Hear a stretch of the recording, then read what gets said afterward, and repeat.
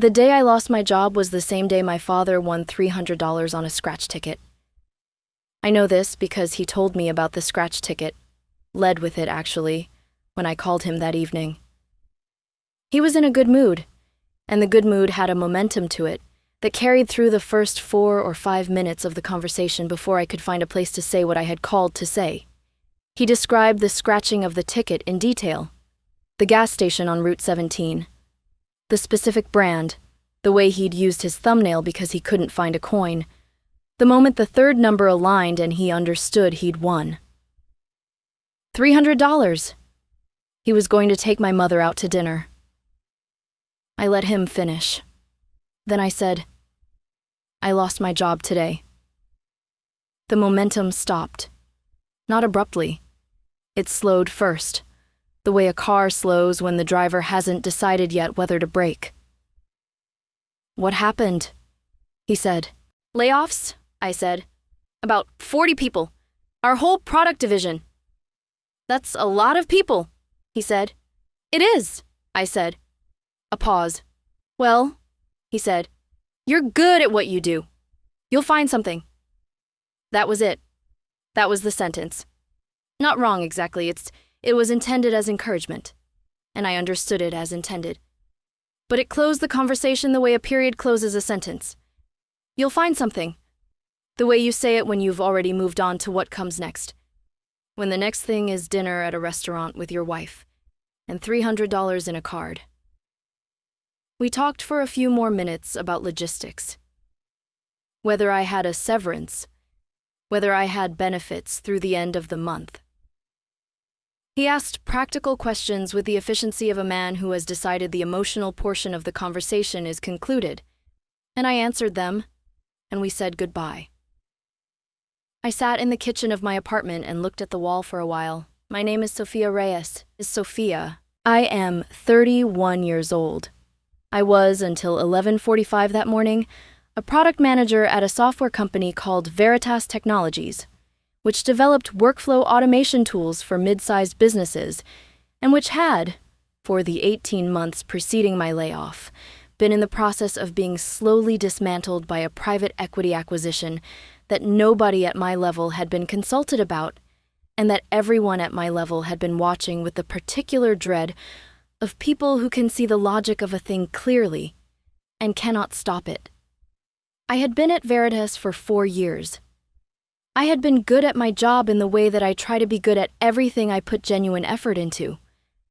Not flashily, not in ways that require an audience, but in the accumulating way of someone who treats work as a craft, and a craft as a thing that improves if you take it seriously. My performance reviews were excellent. I had been promoted once, and was on a track for a second promotion before the acquisition changed the math on what the company needed from its middle tier, which turned out to be nothing. The severance was 9 weeks. The benefits ran through the end of the month. I had $14,000 in savings. I had a monthly rent of $1,800 and the rest of the arithmetic that follows from that. I am telling you, the numbers, because the numbers are the architecture of the following 6 months.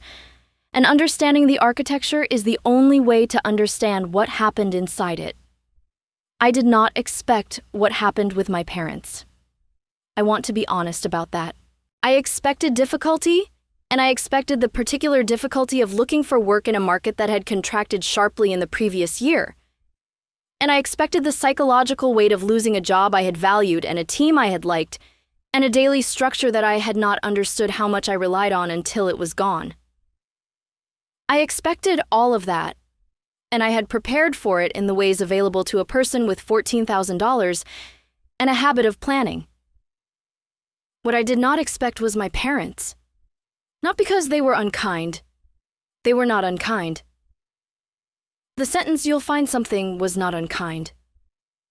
But over the following 3 weeks, as I called twice more, as I mentioned that the job search was taking shape slowly, as I tried to convey without quite saying it that the situation had weight to it, I began to understand that my parents had already filed this event in the category of problems I would handle myself, because I was the kind of person who handled things, and had moved on.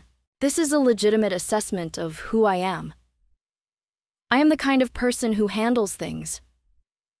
I had handled things my entire adult life, with a self-sufficiency that had developed partly from personality and partly from growing up in a household where my parents were not unkind but were consistently occupied.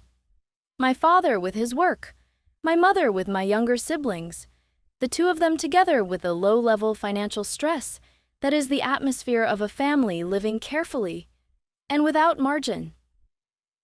I had learned not to add to the weight. I had learned to solve my own problems. I had gotten good at it, and I had, over the years, transmitted that competence back to my family as a kind of signal. Sophia is fine.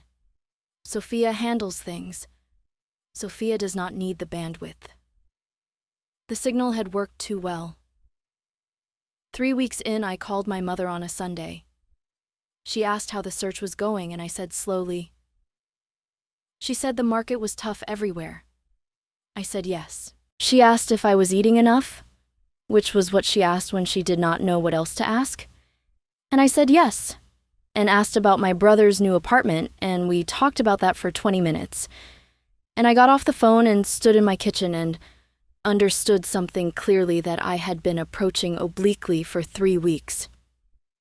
They were not going to offer. Not because they didn't love me. Not from cruelty, not from indifference, not from anything other than the accumulated understanding of 31 years that Sophia handles things and the very real limits of what they could offer anyway. Which were not nothing, but were not large. My father made a comfortable but not extravagant living. My mother had gone back to work part-time when my youngest sibling finished high school. There was not a significant reserve available to them. But I had not been calling to ask for money. I had been calling because I was struggling and I wanted them to know I was struggling without having to perform the struggling in a way that felt like a demand. I had been hoping for the specific comfort of being known by the people who knew you first. Instead, I had been routed to you'll find something and eating enough in my brother's apartment. I stopped calling on Sundays. Not angrily, not as a decision I announced or justified, just as a quiet rerouting of energy. If the call was not giving me what I needed, then the call was costing more than it was worth, and I did not have surplus to spend on things that cost more than they were worth. I want to tell you about the 6 months, honestly, which means I cannot skip the parts that were hard. The job search started reasonably. The first month, I had a structure, applications in the morning, skill building in the afternoon, networking calls in the evening. I had a spreadsheet, naturally. I had a tracker of applications and response rates and interview stages and follow-ups. The spreadsheet was honest. In the first month, I sent 47 applications and received 6 responses, of which 3 led to first-round interviews, of which 1 led to a second round, which then went quiet for 2 weeks, and ended with an apologetic email from a recruiter explaining that the role had been put on hold. The second month was harder. Not because the activity decreased, I maintained the structure roughly, but because the structure had started to feel like a kind of theater I was performing for myself. The spreadsheet tracked the inputs, but the outputs were not arriving, and the gap between inputs and outputs, sustained over enough time, starts to feel like evidence of something about you, rather than evidence of a market that is simply slow. I know that's not rational. I knew it at the time. Knowing something is irrational does not inoculate you from feeling it. I had a friend named Dara, who I talked to honestly during this period, which meant more to me than I told her at the time and which I have told her since, because she deserved to know. Dara was a project manager at a healthcare company, steady and practical and not prone to the comfort words that can feel when you are struggling, like being handed a tissue when what you needed was a different weather. She asked real questions.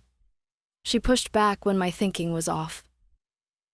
She sat on the phone with me for 2 hours on a Thursday night in month 2 when the second round silence had become a rejection, and I had, not dramatically but genuinely, hit a wall.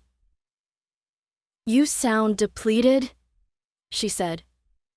"I am depleted," I said.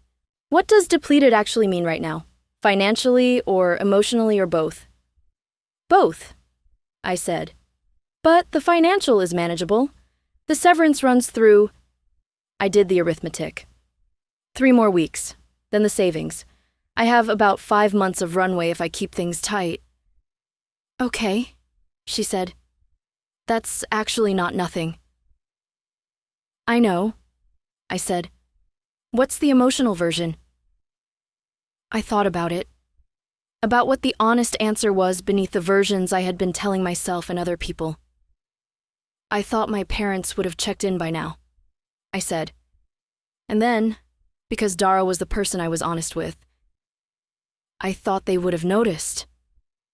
A pause on her end. "Have you told them how hard it is?" "Not directly," I said. "Sophia." "I know," I said. "I understand why," she said. "But I also think you know what I'm going to say. That the signal I've been sending for 30 years is, Sophia handles it, and I can't be surprised when people believe it." "You really don't need me," she said. "I need you a lot," I said. "Just apparently not for conclusions." She laughed. I laughed. The weight of the preceding 2 months shifted, just slightly, into something more bearable. I did not call my parents. I thought about what Dara had said for a long time, and I turned it over and I arrived, honestly, at the following position. I was not going to call my parents and perform struggle in order to generate the response I was hoping for. If the response required performance, it was not the response I needed. What I needed was for them to notice without being prompted. And either they would or they wouldn't. And managing them into noticing was a different thing from being noticed, and not a substitute for it. This may not have been the wisest position. I am not presenting it as wisdom. I am presenting it as what I actually decided and why. The 3rd month was the month I got creative about income. This is the part of the story that I find most interesting in retrospect, not because of what it produced, though it produced things, but because of what it revealed about what I was capable of when the constraint was real. I had been a product manager, which means I had spent 4 years thinking about user problems and how to solve them and how to build the thing that solves them efficiently and what the market will bear for the solution. These are transferable skills. I had known this abstractly. I began to understand it practically in month 3. I had a side project that I had been working on intermittently for 18 months. A Chrome extension that helps small business owners manage their editorial calendars across platforms. Nothing groundbreaking.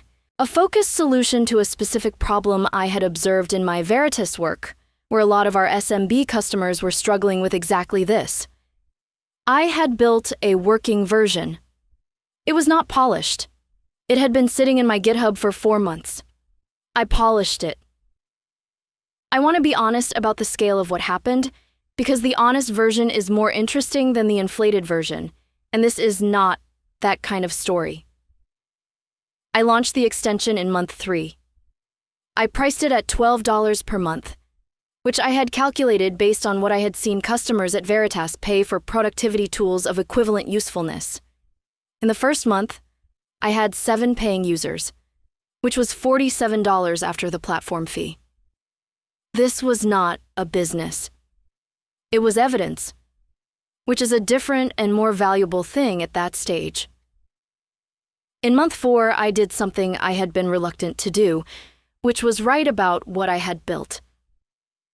Not a product launch post, a process post. How I had identified the problem, how I had built the solution, what I had learned about building alone that I had not learned building in a team. I published it on LinkedIn because it was where my professional network was, and I did not think much about it. and it was shared by 3 people I did not know and seen by about 2,000 more. In week 2 of month 4, I received an email from a man named James Okafor. You may recognize that name from an earlier story in this collection, which is a coincidence of narrative and not of plot, who was a director of product at a mid-sized SaaS company called ClearPath, and who had seen the post and wanted to set up a call. I want to tell you what that call was exactly, because I have made it sound more dramatic than it was in the telling just now. It was a 40-minute conversation. James Okafor was thoughtful and direct and had genuine questions about the product thinking behind the extension. Not the extension itself, but the thinking. He wanted to understand how I had approached the problem, what framework I used to prioritize features, how I had made decisions without a team or a process or external input. At the end of the call, he said there was a product manager role opening at ClearPath in the next quarter and asked if I would be interested in being considered. I said yes. I want to be honest about month 4 and 5, in the way I have been honest about the earlier months, which means acknowledging that the ClearPath call was a bright spot in a period that was still, overall, difficult. The money was getting tight in a way that required real management. I had cut everything discretionary. I was cooking almost entirely at home, which I didn't mind because I was good at it, but which required a quality of attention to the budget that I had not previously needed to practice. The extension income had grown. $47 in month 3 became $112 in month 4, which was real and meaningful as evidence, but not yet as income. I was not afraid. That is accurate. I was not afraid because I had the runway calculation, and I kept the calculation current. And the runway, though getting shorter, had not yet become a cliff. But I was tired in the way that sustained difficulty makes you tired. Not dramatically, not in a way that collapsed my functioning, but in the way that means the regenerative work is happening slower than the depletion, and you are net down every week by a small amount that accumulates. I called my father in month 5. Not because I had decided to perform the struggle, because I had decided that the position I had been holding, waiting to be noticed without prompting, was a position that served a principle at the expense of an actual relationship, and that principles of that kind, held rigidly in the face of actual relationships with actual flawed people who love you imperfectly, are a way of being right that costs more than being right is worth. I called him on a Wednesday evening. He answered on the 3rd ring. I asked how he was. He told me. I listened. Then I said, Dad, I need to tell you something about the last few months. A pause. Okay, he said. It's been harder than I've said. I want to be honest about that with you. Not because I need anything specific, but because I've been not saying it and I think that was a mistake. Another pause, longer. How hard? He said. I told him, not everything. Not the wall in month 2. Not the nights in month 3 when the extension had 8 users and the savings had dropped past 10,000 for the first time. But the shape of it, the difficulty, the length of it, the way it had been longer and more depleting than I had allowed them to see. He was quiet for a while after I finished. Sophia, he said, why didn't you... Because I have always handled things, I said. And I let you believe I was handling this the same way. That's on me. That's not all on you, he said. And the way he said it, careful, weighted like a man measuring out something he does not have infinite supply of, told me that he had thought about this, that the call I was having now was not the first time this particular thought had been in the room. I should have asked more, he said. Your mother and I both. You didn't know to ask, I said. We should have known, he said. You were always the one who had it together. That made it easy to not look too closely. A pause. That's not a compliment the way I'm saying it. I know, I said. We talked for an hour. Genuinely, not the logistics and closing version of our calls, but the longer version, the one that goes places because both people are willing to let it go places. My father told me things about his own early career that I had not known. A period in his 30s when the company he worked for had restructured, and he had been out of work for 4 months, and had not told his own parents because he didn't want to worry them. And how isolated that had been, and how much it had cost him in a way that wasn't money. I recognized what you were doing, he said. I thought if you needed us, you would say. I thought you would see, I said. Yeah, he said. I think we both did this wrong. It was not a resolution. It was an acknowledgement, which is smaller than a resolution and in some ways harder to arrive at because it doesn't close anything. It just names it honestly. I accepted it for what it was, and we stayed on the phone until almost midnight, which we had not done since I was in college.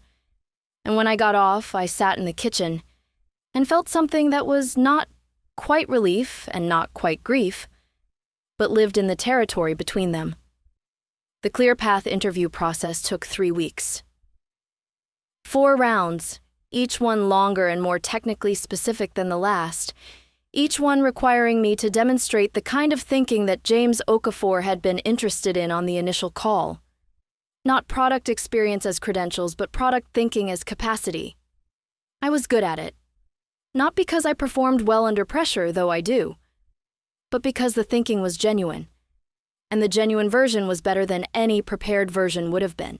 The offer came on a Tuesday, 6 months and 3 days after my last day at Veritas. I am telling you it was a Tuesday deliberately, because the letter at the beginning of Naomi's story also came on a Tuesday, and because I have been thinking as I write this about the way that certain days become days by what happens in them, and not by the calendar. The Tuesday Naomi got her letter, and the Tuesday I got my offer are not the same kind of day, but they share the quality of being the day when the accumulation of quiet work became visible as a result. Those days are always a Tuesday in my memory. That is probably not literally true. It feels literally true.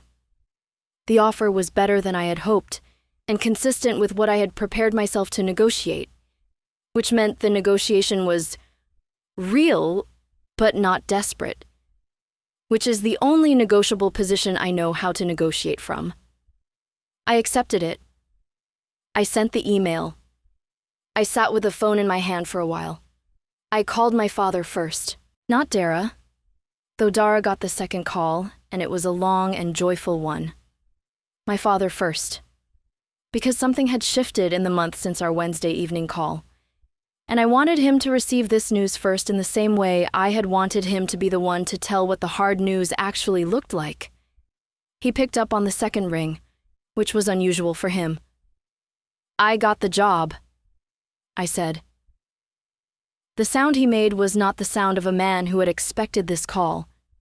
It was the sound of a man who had been waiting for this call, and had not let himself acknowledge he was waiting for it, and who, when it arrived, felt the relief of something he had been holding release. Tell me about it, he said. I told him. He asked good questions, the right questions, the ones about the work and the team and the product and the thing I would actually be doing every day. Not just the title and the number. He had always been interested in my work. I had not always given him enough of it to be interested in. I understood this, as he asked the questions, with the specific feeling of seeing a thing clearly that you had been seeing partially before. My mother called 20 minutes after I got off with my father, which told me that he had called her immediately. This made me smile in a way I was not expecting to smile. She talked fast, the way she talked when she was moved about something and didn't want to slow down enough to become visibly moved. She said she had been worried. She said she hadn't said she was worried because she hadn't wanted to add to my stress. I recognized in this the mirror image of my own decision. She had been protecting me from her worry the same way I had been protecting her from mine. And we had both been sitting on opposite sides of the same wall. "Mom," I said, "can we just stop protecting each other for a while?" A pause, a laugh, short, genuine, with a specific register that means something landed exactly. "Yeah," she said, "I think we can try that." 6 days after the offer, my parents drove 4 hours to my city on a Saturday and took me to dinner. Not because I had asked them to. They called and said they were coming, and I said, "Okay," and cleared the day. My father wore the same jacket he wore to every occasion he considered worth a jacket, which I had been watching him wear my entire life, which was still intact through some mechanism of care or luck that I could not explain. My mother brought a small plant for my apartment, which she carried wrapped in a plastic bag the whole drive, and which was, she explained, a peace lily, which was good for air quality and forgiving of inconsistent watering. "That one's for you," I said. She laughed. "I raised you on a consistent schedule," she said. "You did," I said. We sat at dinner for 3 hours. We talked about the job, and we talked about their lives, and we talked about my brother, and we talked about things that had nothing to do with any of it. A documentary my father had watched. A neighbor situation my mother had been managing with more diplomacy than the situation deserved. A trip they were thinking about for the fall. The ordinary, unremarkable, irreplaceable texture of family conversation when the conversation is allowed to just be what it is, without the weight of managed distance. At some point toward the end of dinner, my father said something that I want to give you accurately because it was not a grand speech, and I do not want to make it one. He said, "I keep thinking about the thing I said when you told me, about finding something." "You'll find something," I said. The exact words. "Yeah." He looked at the table. "I've said that to you your whole life when things were hard. You always did find something, so it felt like enough." He paused. It wasn't enough. I was saying it to close the conversation. I didn't want to sit in the hard part with you. "You were sitting in your own hard part," I said. "You told me about the restructuring. That was 30 years ago. You still hadn't told me," I said, "so we're both learning." He looked at me. My mother, across the table, was looking at her wine glass with the expression of someone pretending not to be listening very carefully. "When did you get this wise?" he said. "About month 3, I said. "When I had no choice." He laughed. My mother's wine glass became less interesting to her. The table held the 3 of us in the late evening light of a restaurant that was not fancy and was exactly right. And for a while none of us said anything because nothing needed to be said. And the silence was the comfortable kind. The kind that means you are all in the same room rather than managing the distance between separate ones. I started at ClearPath 3 weeks later. The work was good. Genuinely good. The kind that requires your whole thinking and gives back something proportional. James Okafor was the kind of manager who hired people to disagree with him productively and then actually let them, which is rarer than it should be, and which I recognized immediately as valuable and treated accordingly. The team was small and skilled, and the product problems were real, and the days were long in the way that good work days are long. Full rather than extended. The extension, the Chrome extension, the $47 a month thing, I kept running. Not because I needed the income, though by the time I started at ClearPath it had grown to $412 a month, which was real money if not transformative. I kept it running because it was mine. Because I had built it alone in month 3 when the wall was high and the runway was getting shorter, and it had been evidence before it was income, and I was not ready to let the evidence go. It has 860 users now. I maintain it on weekends. My father asks about it every time we talk, which we do every Sunday. Not every Sunday. We miss some, for the ordinary reasons that Sundays get complicated. But most Sundays. He asks about the extension and about the work at ClearPath and about what I'm reading and about the peace lily, which is thriving in the kitchen window in a way that my mother would find vindicating. The peace lily. I have thought about this plant more than a plant probably warrants. My mother chose it deliberately. She is a person who makes deliberate choices while appearing to make casual ones, which is something I understand about her more fully now than I did 6 months ago. A peace lily is forgiving of inconsistent watering. It survives periods of neglect. It recovers. It does not require constant attention to remain alive and functional and, at the right moment, to produce something unexpectedly beautiful. I don't know if she intended the metaphor. I think she might have, in the specific way that mothers intend metaphors without fully committing to them, so that they can be metaphors if received that way and just plants if not. I received it as both. The Sunday calls are not dramatic. They are what most good things are, which is ordinary. The comfortable, renewable, slightly imperfect ordinary of people who have decided to be more honest with each other than they were before, which is not a transformation but a practice, and which requires maintenance the way all living things do. My father has not won another scratch ticket. He mentioned this once, with the dry acknowledgement of a man who does not take such things seriously but notices them. I told him $300 was probably enough for 1 year. He said, "You might be right." And we left it there, in the space where things can be both funny and true at the same time, which is the only honest place to leave most things worth keeping.